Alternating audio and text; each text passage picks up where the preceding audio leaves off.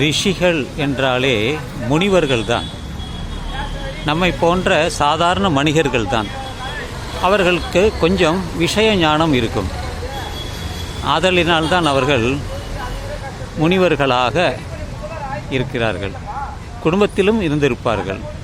அதை விட்டு விலகி அவர்கள் ஒரு பிரம்மச்சாரி போல வாழ்வார்கள்.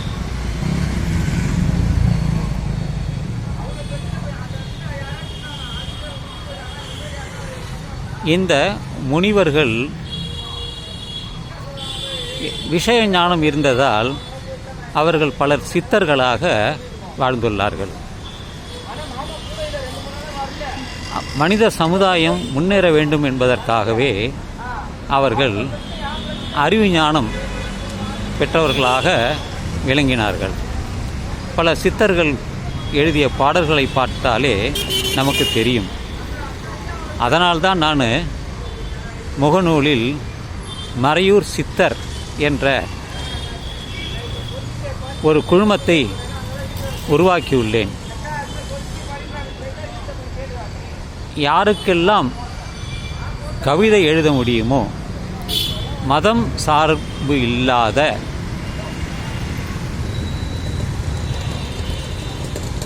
மற்ற இயற்கை சார்ந்த விஷயங்களை அவர்கள் எழுதலாம், கவிதையாக எழுதலாம். 2-3 நபர் அதில் அவர்களுடைய கருத்துக்களை பதிவிட்டுள்ளார்கள்.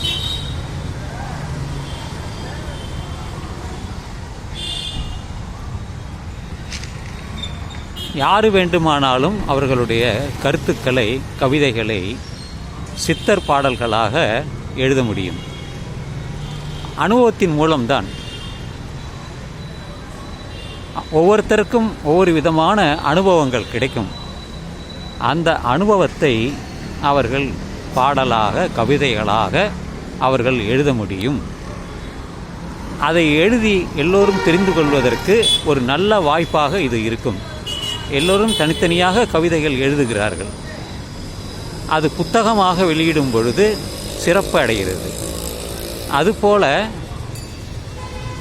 பலர் பதிவிட்டால் அதை ஒரு புத்தகமாக மாற்றி பலருக்கு, நூல் நிலையங்களுக்கு, நூலகங்களுக்கு அனுப்ப முடியும். சொற்பமாக ஒரு 20 பக்கங்கள் அல்லது 50 பக்கங்கள் கொண்டதாக நாம் அதை மாற்றி அதை பிரஸ்ஸில் கொடுத்து புத்தகமாக மாற்றி செய்ய முடியும். ஏற்கனவே எனக்கு அந்த முயற்சியில் இருந்தேன், ஒரு புத்தகம் எழுத வேண்டும் என்று. இது அடுத்தபடியான இதுதான். சித்தர்களை பற்றி நிறையா படிக்க நேர்ந்ததால் நமக்கும் அந்த குணங்கள் இருக்கிறது, அந்த ஞானமும் இருக்கிறது. அதைத்தான் அந்த வாய்ப்பு எல்லோருக்கும் இருக்கிறது. அதை எல்லோரும் பயன்படுத்தி கொள்ளலாம் என்று சொல்லி, நீங்களும் உங்களுடைய அந்த கருத்தியல்களை பதிவிடலாம் என்று சொல்லி இந்த பதிவை நான் நிறைவு செய்கிறேன். சித்தர்கள் என்றாலே சிந்திப்பவர்கள்தான். ஏன், எப்படி, எதற்கு என்று நாம் தத்துவ ஞானிகளாகவும் அவர்களை சொல்லலாம். அதையே நீங்கள் வெளிநாட்டில், அயல்நாட்டில் சாக்ரட்டிஸ் போன்றவர்கள், அவர்களெல்லாம் தத்துவ ஞானி, அரிஸ்டாட்டில், புளூட்டோ, இவர்களெல்லாம் தத்துவ ஞானிகள் தான். அவர்களுக்கு அனுபவத்தின் மூலம்தான் அதை அவர்களெல்லாம் சொல்கிறார். தத்துவ ஞானி, கிரேக்க தத்துவ ஞானிகள். இதுபோல பல தத்துவ ஞானிகள் இருக்கிறார்கள். தமிழ்நாட்டிலும் இருக்கிறார்கள்.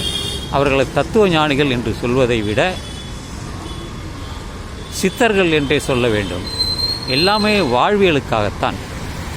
இப்படி செய்தால் இது நல்லது, அதை நாம் செய்ய வேண்டும், அது என்பது நம் மனதிலிருந்து உதிக்கும் எண்ணங்கள் தான். அந்த எண்ணமும் தான் நமக்கு கவிதைகளாக, பாடல்களாக வெளியே வருகிறது. எனவே நண்பர்களே, நீங்களும் சித்தராகலாம்.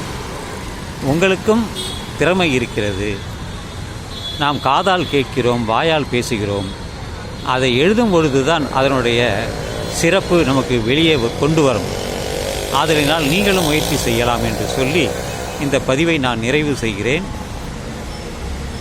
அடுத்தமாக நாம் 2025 தான் நாம் அடுத்த காணொளி உங்களிடம் வரும் என்று நினைக்கிறேன். இந்த இரவு நள்ளிரவாகட்டும். உங்களுக்கெல்லாம் 2025 புத்தாண்டு வாழ்த்துக்கள் சொல்லி இந்த பதிவை நான் நிறைவு செய்கிறேன்.